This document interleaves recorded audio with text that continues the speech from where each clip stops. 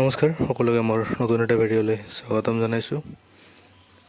আপোনালোকে ইতিমধ্যে জানে যে GT-PGTৰ ভেৰিফিকেশ্যন অলৰেডি চলি আছে আৰু PGTৰ ভেৰিফিকেশ্যন যিহেতু অলৰেডি শেষ হৈ গ'ল আৰু GTৰ ভেৰিফিকেশ্যন অলৰেডি চলি আছে আৰু আগন্তুক যি 2 মে তাৰিখে ভেৰিফিকেশ্যন আছিলে সেই ভেৰিফিকেশ্যনটো যিহেতু পঞ্চায়ত ইলেকশ্যন হৈ আছে BTCৰ বাহিৰত, তো তাৰ কাৰণে ডাইৰেক্টৰ অফিচৰ ফালৰ পৰা বা BTC গভৰ্ণমেণ্টৰ ফালৰ পৰা সেইটো পষ্টপন কৰি দিয়া হৈছে। 8 মে তাৰিখে 2 তাৰিখৰ যিটো ভেৰিফিকেশ্যন আছিলে সেইটো 8 মে তাৰিখত ভেৰিফিকেশ্যনটো অনুষ্ঠিত হ'ব।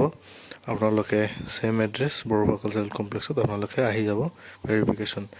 আৰু 2 তাৰিখে যিহেতু BTCৰ ভেৰিফিকেশ্যনটো আছিলে লাষ্ট, তো সেই ভেৰিফিকেশ্যনটো 8 তাৰিখে দিয়া হ'ল।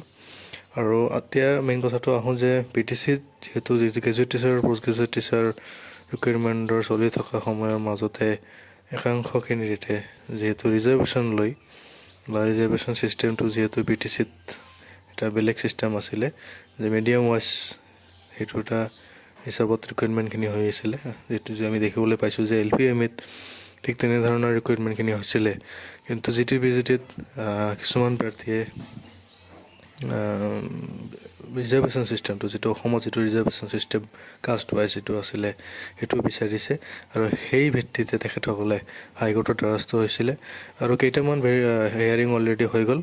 আৰু যোৱা 30 তাৰিখে আপোনালোকে এইটো ন'টিছ চাব পাৰিছে, এই ন'টিছখন যে ইয়াত ন'টিছত উল্লেখ কৰা আছে যে যিটো গভৰ্ণমেণ্টৰ ফালৰ পৰা যিজন এডভকেট আছিলে তেখেতে ইতিমধ্যে এখন এফিডেভিট অলৰেডি হাইকোৰ্টত ছাবমিট কৰিছে বা তেখেতে জনাইছে যে যিটো ৰিজাৰ্ভেশ্যন ছিষ্টেম বা তেনেকুৱা সেইটো কিয় কাৰণে দিয়া নাছিলে বা কি কাৰণে দিয়া নাই সেই কথাখিনি আৰু ইয়াৰ বিতং ডিটেইলছ তেখেতসকলে সময় বিচাৰিছে আৰু অহা 19 মে তাৰিখে ইয়াৰ যিটো ডিটেইলছ এফিডেভিটৰ গোটেইখিনি মানে পুংখানুপুংখভাৱে তেখেতসকলে হাইকোৰ্টত বা সামান্য হাইকোৰ্ট তাতে তেখেতসকলে দাখিল কৰিব আৰু 19 তাৰিখে যিহেতু নেক্সট হিয়াৰিং আছে আৰু সেই ডেটতে হয়তো যথেষ্টখিনি কথা স্পষ্ট হৈ পৰিব যে আগন্তুক দিনত যিটো ৰিজাৰ্ভেশ্যন ছিষ্টেম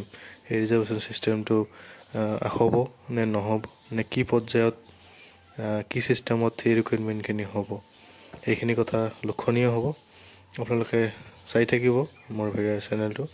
আৰু ভেৰিফিকেশ্যন লিষ্ট যিহেতু 23 তাৰিখৰ আৰু 29 তাৰিখ মেবি এইটো মই দিব পৰা নাই কিবা কাৰণত, অলপ ব্যস্ততাৰ কাৰণে। এইটো শ্বৰ্টলি এই দুটা ভেৰিফিকেশ্যন লিষ্ট আপোনালোকৰ মাজত মই দাঙি ধৰিম। আপোনালোকে মোৰ চেনেলটো যিসকল নতুন আহিছে ছাবস্ক্ৰাইব কৰিব আৰু লাইক কমেণ্ট শ্বেয়াৰ সেইখিনি কৰিব। আৰু সকলোকে জনাই থওঁ যে আপোনালোকে বহুতে মেছেজ কৰে বা বহুতে কমেণ্ট কৰে, আপোনালোকৰ যদি কাৰোবাৰ কিবা ডাউট থাকে বা কিবা সুধিব লগা থাকে আপোনালোকে ৰাতি 9টাৰ পিছত দিনত ফোন নকৰিব। 9টাৰ পিছত আপোনালোকে ডাইৰেক্ট ফোন কৰিব পাৰিব মোক, মোৰ লগত ডাইৰেক্ট কথা পাতিব পাৰিব যদি আপোনালোকৰ কিবা সুধিব লগা থাকে। আজি ভিডিঅ' এইখিনিয়ে আছিলে। Thank U.